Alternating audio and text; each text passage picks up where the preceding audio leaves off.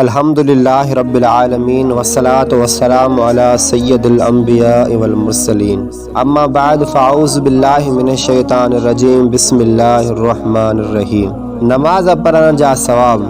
दुरूद शरीफ जी फ़ज़ीलत मुस्तफ़ा जान रहमत सल्लल्लाहु अलैहि व आलिहि वसल्लम नमाज खां बाद हम्द ऐं सना पढ़ण वारे खे फरमायो, दुआ घुर क़बूल कई वेंदी, सवाल कर ॾिनो वेंदो।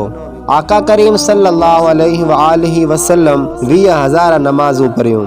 महराज जी रात 5 ई नमाज़ूं फ़र्ज़ थियण खां पोइ असांजे प्यारे आका मखी मदनी मुस्तफ़ा सल्लल्लाहु अलैहि व आलिहि वसल्लम पंहिंजी हयात ज़ाहिरी यानी दुनियावी ज़िंदगीअ जे 11 साल 6 महीननि में तक़रीबन 20,000 नमाज़ूं पढ़ियूं।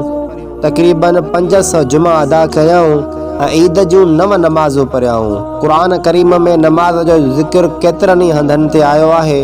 ए ख़ुशकिस्मत आशिकान नमाज मुंहिंजा आका आला हज़रत रहमतुल्लाह अलैह फरमाइनि था, 5 वक़्त जी नमाज अल्लाह करीम जी उहा अज़ीम नेमत आहे जेका उन पंहिंजे अज़ीम करम सां ख़ासि असांखे अता कई। असां खां पहिरियां कंहिं उम्मत खे न मिली।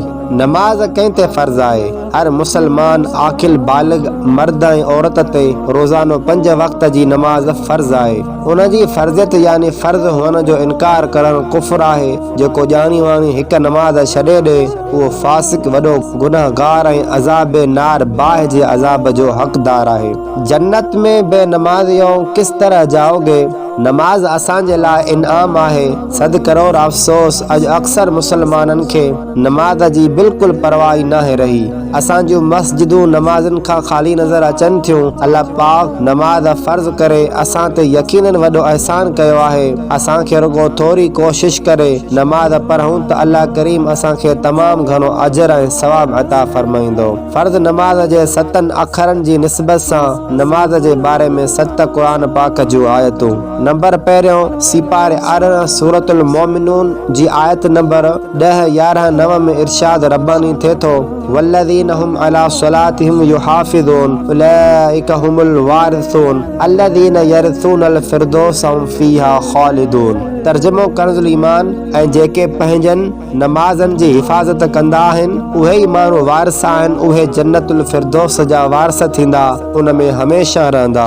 नंबर 2 अल्लाह पाक क़ुरान करीम में जगह बि जगह नमाज बाबति ताकीद फरमायो आहे। सिपारे 16 सूरत ताहा जी आयत नंबर 14 में इरशाद खुदावंदी आहे, वाक़िमिस्सलात लिज़िक्री। तर्जुमो कंज़ुल ईमान ऐं मुंहिंजी यादि जे वास्ते नमाज क़ाइमु रख। नंबर 3 अल्लाह करीम सिपारे 5 सूरतुल निसा आयत नंबर 103 में इरशाद फरमाए थो, इन्नस्सलात कानत अलल मुअमिनीन किताबम मौक़ूता। तर्जुमो कंज़ुल ईमान बेशक नमाज मुसलमाननि ते वक़्त ते मुक़रर कयल फ़र्ज़ आहे। नंबर 4 अल्लाह पाक सिपारे 12 सूरतुल हूद आयत नंबर 114 में इरशाद फरमाए थो, वाक़िमिस्सलात तरफ़न नहार व ज़ुलफ़म मिनल लैल इन्नल हसनात युज़हिबुन्नस्सय्यिआत ज़ालिका ज़िक्रा लिज़्ज़ाकिरीन। तर्जुमो कंज़ुल ईमान ऐं नमाज क़ाइमु रखो ॾींहं जे ॿिन्ही तरफ़नि ऐं कुझु राति जे हिस्सनि में, बेशक चङायूं बुराइनि खे मिटाए छॾींदियूं आहिनि। ही नसीहत आहे,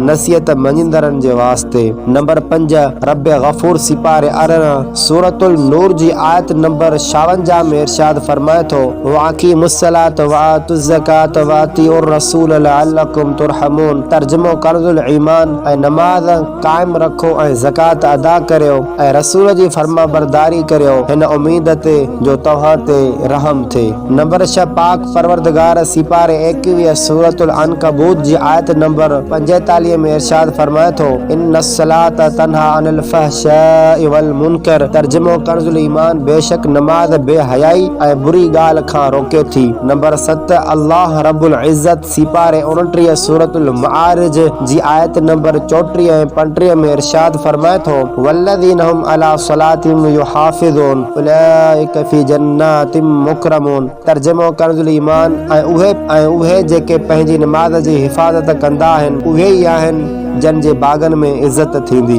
नमाज जा मुख़्तलिफ़ 25 फ़ज़ाइल अल्लाह पाक खे राज़ी करण जो सबब नमाज आहे। मक्की मदनी मुस्तफ़ा सल्लल्लाहु अलैहि वसल्लम जे अखियुनि जी थधाण नमाज आहे। अंबिया किराम अलैहिमुस्सलातु वस्सलाम जी सुन्नत नमाज आहे। नमाज उंदाई क़ब्र जो ॾीओ आहे। नमाज अज़ाबे क़ब्र खां बचाईंदी आहे। नमाज क़यामत जी तपश खां छांव आहे। नमाज पुल सिरात जे लाइ आसानी आहे। नमाज नूर आहे। नमाज जन्नत जी कुंजी आहे। नमाज जहन्नम जे अज़ाब खां बचाईंदी आहे। नमाज पढ़ण सां रहमत नाज़िल थींदी आहे। अल्लाह पाक महशर जे ॾींहुं नमाज़ीअ सां राज़ी थींदो। नमाज दीन जो थंब आहे। नमाज सबब गुनाह माफ़ थींदा आहिनि। नमाज दुआउनि जी क़बूलियत जो बाइस आहे। नमाज बीमारनि खां बचाईंदी आहे। नमाज सां बदन खे सुकून मिलंदो आहे। नमाज सबब रोज़ीअ में बरकत थींदी आहे। नमाज बेहयाई ऐं बुरनि कमनि खां बचाईंदी आहे। नमाज शैतान खे नापसंद आहे। नमाज क़ब्र जी ऊंदाही में अकेलाइप जो साथी आहे। नमाज नेकिन जे पुरनि खे वज़नी बनाईंदी आहे। नमाज मोमिन जो महराज आहे। नमाज खे वक़्त ते अदा करण समूरनि अमलनि खां